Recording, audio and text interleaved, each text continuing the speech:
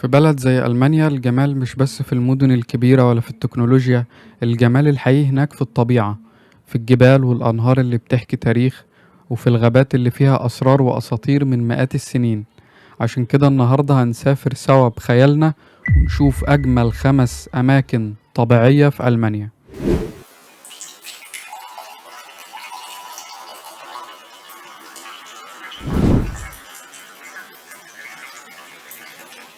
ما تنساش تحط لايك واشتراك وتقولي رأيك في التعليقات. أول مكان معانا الحزام الأخضر، داس جرونا باند. في طريق في ألمانيا اسمه الحزام الأخضر، طريق أخضر طويل بيمشي بطول البلد من أول الشمال لحد الجنوب، أكتر من 1400 كيلو متر. بيعدي على أنهار وتلال وغابات شكلها يخطف العين، يعني منظر روعة سبحان الله. دلوقتي الطريق ده الناس بتمشي عليه وتتصور وتستمتع بيه، بس زمان كان حاجة تانية. كان الحزام ده خط خوف ومنظره مقبض، والناس بتكره تشوفه، لأن المنطقة دي كانت زمان الحد الفاصل بين ألمانيا الشرقية والغربية. كان جدار كبير وأسلاك شائكة وأبراج مراقبة، وكان ناس كانت بتتفصل عن بعض لمجرد أنهم على ناحيتين مختلفين من البلد. لكن بعد سقوط جدار برلين سنة 1989 حصل العكس تماما.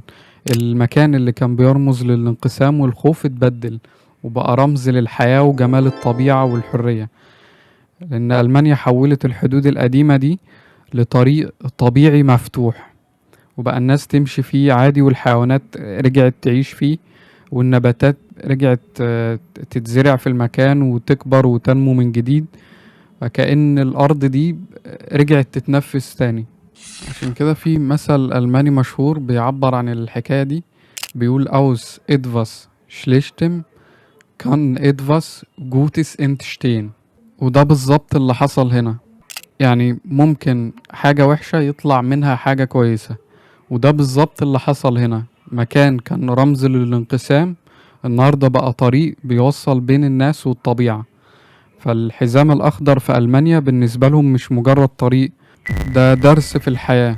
قصة المكان وتاريخه بيدي نفسية للناس اللي بتشوفه وبتتمشى فيه، إن بعد كل خوف في أمل، وبعد كل فصل أو تفرقة في لقاء. تاني مكان معانا غاينتال، وادي الراين. تخيل معايا نهر طويل ماشي وسط تلال خضرة، وحواليه قلعة قديمة فوق الجبال، وصوت المية محوطه من كل اتجاه. ده مش ذكاء اصطناعي، ده وادي الراين في ألمانيا. المكان ده موجود بين مدينتين اسمهم بينجن وكوبلينز في جنوب غرب ألمانيا. المنطقة كلها عبارة عن نهر الراين، وهو بيشق طريقه وسط الجبال والقرى الصغيرة. فكل منعطف في النهر وكل قلعة على الجبل وراها تاريخ وراها قصة. المنطقة دي كانت زمان طريق للتجارة وللحروب كمان. نهر الراين كان شريان الحياة في ألمانيا، وكانت كل السفن بتنقل البضائع بتاعتها من عليه من زمان جدا.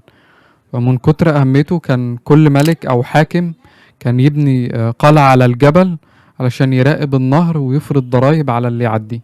لكن مع مرور الوقت الحكاية اتغيرت، الطريق اللي كان طريق للحروب بقى دلوقتي طريق للسلام وللحب.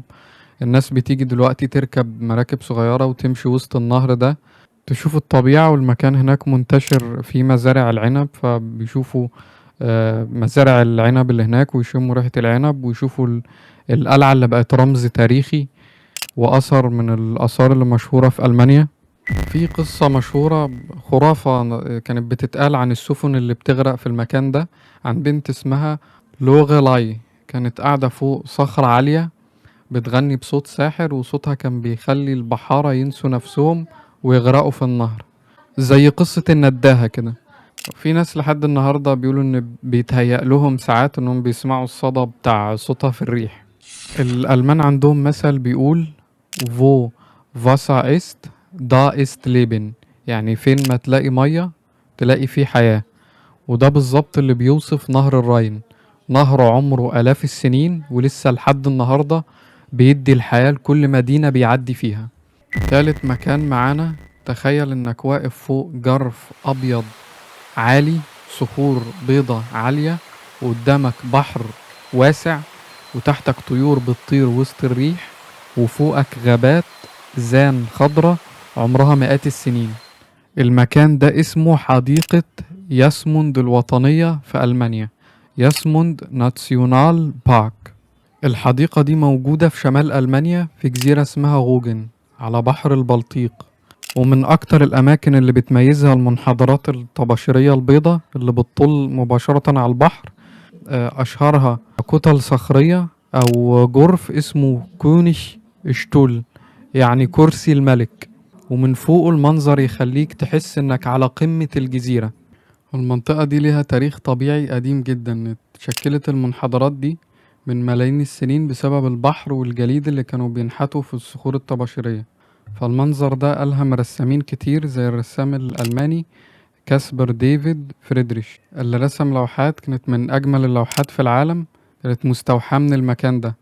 وفي الحرب العالمية التانية كانت المنطقة دي واللي حواليها مستخدمة كموقع استراتيجي، لكن بعد سنين ألمانيا قررت تحافظ عليها وتخليها محمية طبيعية عشان تحافظ عليها وعشان يفضل الجمال ده محفوظ للأجيال اللي جاية.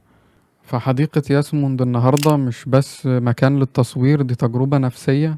كل خطوة هناك بتحسسك انك ماشي بين التاريخ والطبيعة في نفس الوقت. ريحة البحر وصوت الطيور ولون الجرف الأبيض، كل مكان وكل حاجة هناك بتحكي لك حكاية عن التاريخ. رابع مكان معانا تويفلز ماوا، الجدار الشيطاني.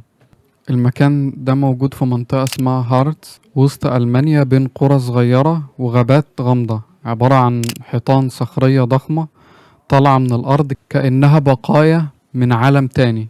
الاسم غريب شوية، ده بسبب أسطورة ألمانية خرافة كانت بتتحكي إن الشيطان حاول يبني جدار يقسم بيه الأرض، لكن الشمس طلعت قبل ما يكمل فوقف البنى فجأة، وفضلت الصخور دي شاهد على الخطة اللي ما اكتملتش. النهاردة الجدار ده بقى مكان طبيعي ساحر، الناس بتيجي تتمشى بين الصخور وتتسلق الصخور وتشوف الغروب من فوق.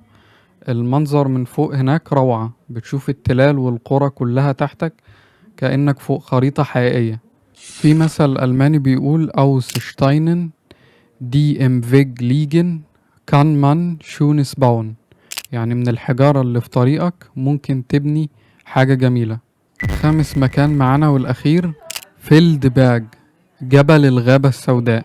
اتسمت الغابة السوداء رغم ان هي مش سوداء، هي كلها اشجار، الغابة خضراء، بس اتسمت الاسم ده الرومان القدماء سموها كده عشان الشجر بتاعها خصوصا شجر الصنوبر والتنوب كثيف جدا وطويل، لدرجة ان اشعة الشمس ما بتدخلش بسهولة جوه الغابة، فمن بعيد بتبان كأنها كتلة سودة ضخمة وسط الجبال، عشان كده سموها الغابة السوداء. الجبل موجود في ولاية اسمها بادن فوتنبرج، المكان قريب من الحدود مع سويسرا وفرنسا، ومن فوق الجبل ده تقدر تشوف الغابة كلها وهي مفرودة تحتك زي بساط أخضر كبير. وجبل فيلدبرج ليه تاريخ طويل، من زمان كان مكان لرعاة الغنم والفلاحين، وبعد كده بقى محطة مهمة للرحالة والعلماء عشان يستكشفوا المكان. بعد كده في القرن العشرين بقى من أول الأماكن اللي فيها نشاط تزلج أو تزحلق على الجليد في ألمانيا في الشتاء. وفي الحرب العالمية التانية استخدموه في المراقبة العسكرية بسبب ارتفاعه العالي. دلوقتي الجبل ده بقى ملجأ لعشاق الطبيعة في كل الفصول، في الصيف بيتمشوا وسط الغابات، وفي الشتاء بيتزحلقوا على الجليد وبيشوفوا كل حاجة من حواليهم متغطية باللون الأبيض، لون التلج. الألمان بيقولوا مثل nach dem Sturm scheint wieder die Sonne، بعد العاصفة الشمس بتطلع تاني. وده بالظبط إحساسك فوق جبل فيلدبرج، الجو بيتغير بسرعة، الضباب بيجي ويختفي، لكن في الآخر دايما الشمس بتطلع وتسيب وراها منظر يشرح القلب. لو عجبك الفيديو ما تنساش تحط لايك واشتراك وتقولي رأيك في التعليقات.